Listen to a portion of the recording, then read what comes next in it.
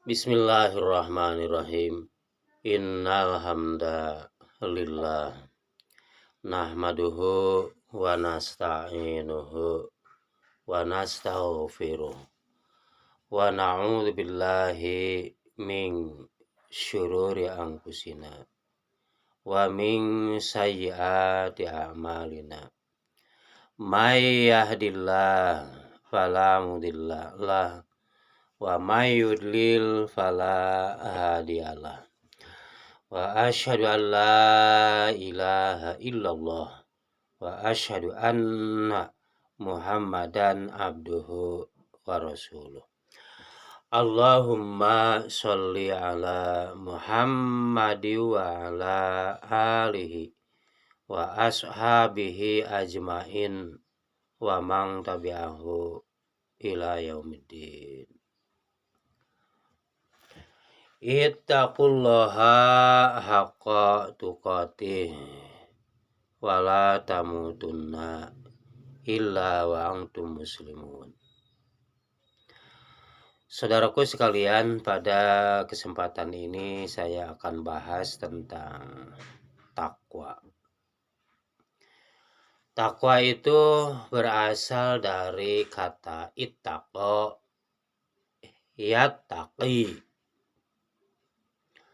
atau waqo yaqi wiqoyah.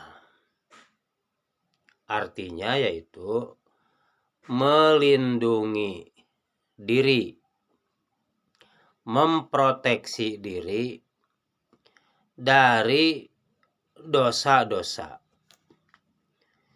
Jadi kita dengan memiliki sifat takwa, maka berarti kita sudah memiliki sifat semangat berupaya untuk melindungi diri, melindungi jiwa, agar jiwa kita tidak dikotori oleh dosa-dosa.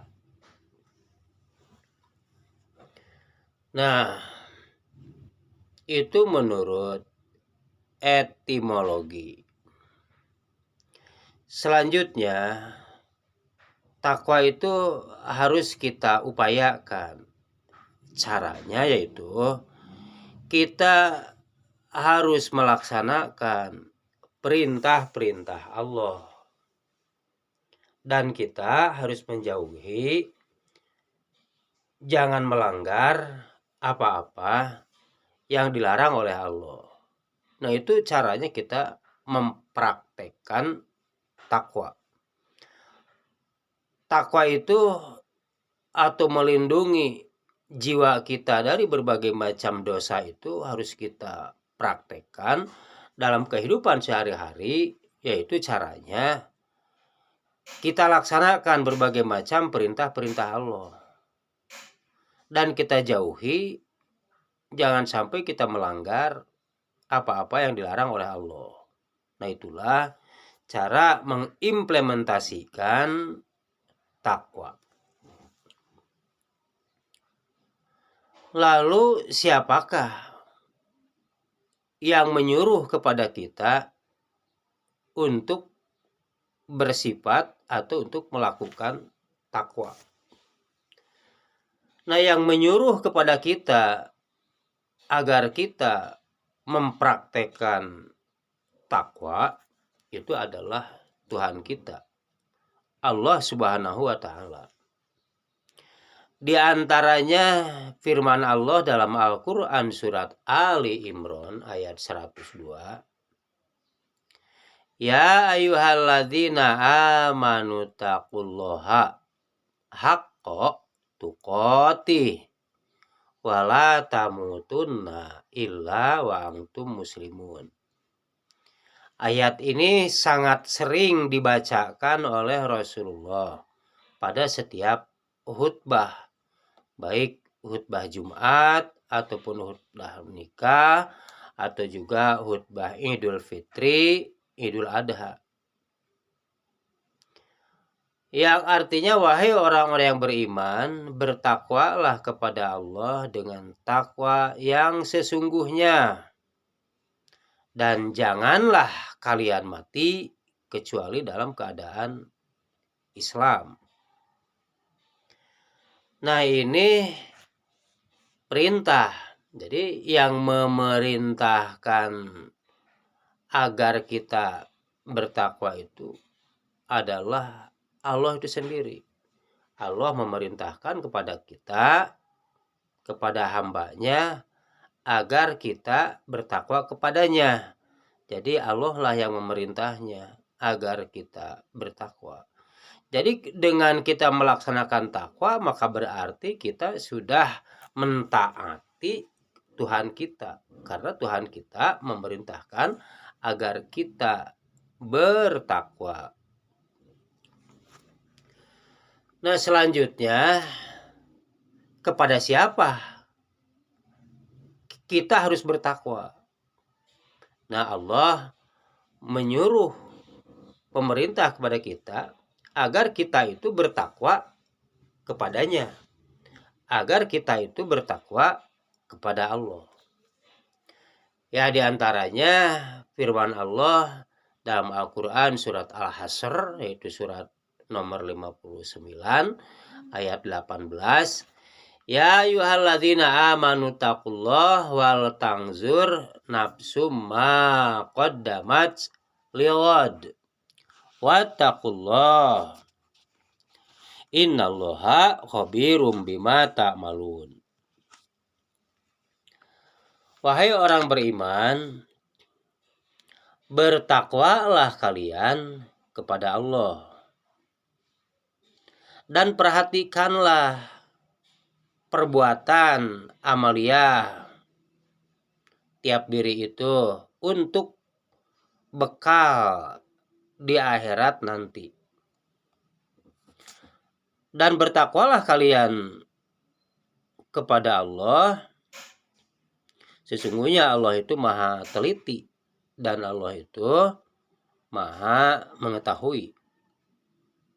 Allah itu maha teliti, Allah itu maha mengetahui. Nah, diantaranya ayat ini dalam surat Al-Hasr bahwa kita diperintah bertakwa itu bukan kepada yang lain-lain, tapi kita harus bertakwa itu kepada Allah.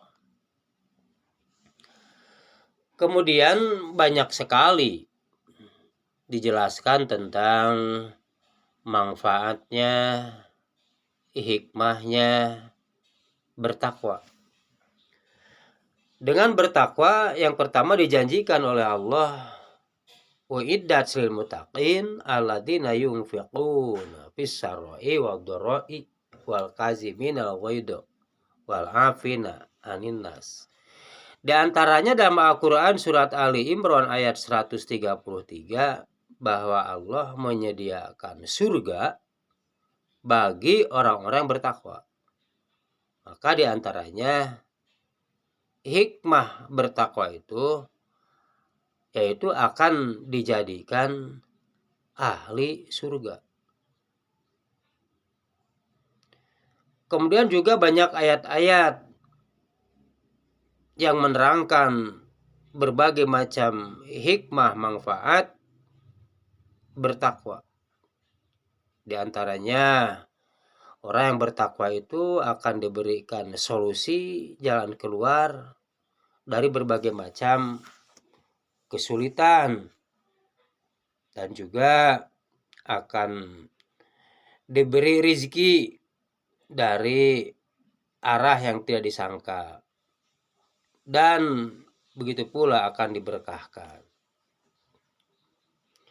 Ya, di antaranya dalam Al-Quran surat At-Tolaq disebutkan bahwa bagi orang yang bertakwa itu Allah akan berikan jalan keluar dari berbagai macam kesulitan. Wa yarzuquhu min haitsu la yahtasib. Dan Allah akan memberikan rezeki dari arah yang tidak disangka-sangka. Kemudian juga orang yang bertakwa akan dibimbing pikirannya, hatinya untuk mengetahui yang benar dan yang salah, dan akan mampu menerapkan, mengaplikasikan yang benar dan yang salah. Jadi dalam hati itu terdapat furqan, ya. Jadi ada petunjuk dari Allah, hati dan pikiran itu bisa membedakan mana benar, mana salah, dan diberikan kekuatan untuk mengikuti yang benar dan yang salah. Itu karena salah satu diantaranya hikmah, manfaat bertakwa. Kemudian juga orang yang bertakwa itu akan diposisikan sebagai orang yang terhormat, akan diposisikan sebagai orang yang mulia.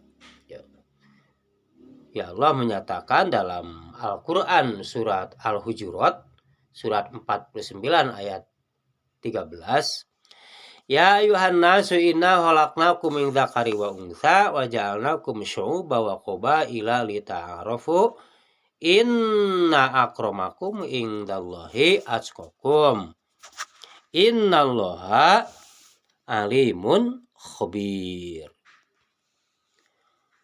Yang artinya, wahai seluruh manusia, sungguhnya kami menciptakan kalian itu dari seorang laki-laki dan seorang perempuan. Dan kami menjadikan kalian itu berbangsa-bangsa, bersuku-suku, dan agar kalian itu saling mengenal, saling menolong. Dan sesungguhnya orang yang paling terhormat, orang yang paling mulia menurut Allah di sisi Allah adalah orang yang paling takwa. Sesungguhnya Allah itu maha mengetahui dan maha teliti. Nah, orang yang bertakwa itu oleh Allah itu diposisikan sebagai orang yang terhormat, orang yang mulia di sisi Allah, orang yang derajatnya ditinggikan. Jadi dengan ketakwaan itu meningkatkan posisi kemuliaan. Nah, itu yang harus kita terus upayakan untuk meningkatkan kemuliaan kita, untuk meningkatkan agar kita menjadi orang yang terhormat. Maka kita harus berupaya merealisasikan, mengaplikasikan takwa. Terima kasih. Alhamdulillahirabbil alamin.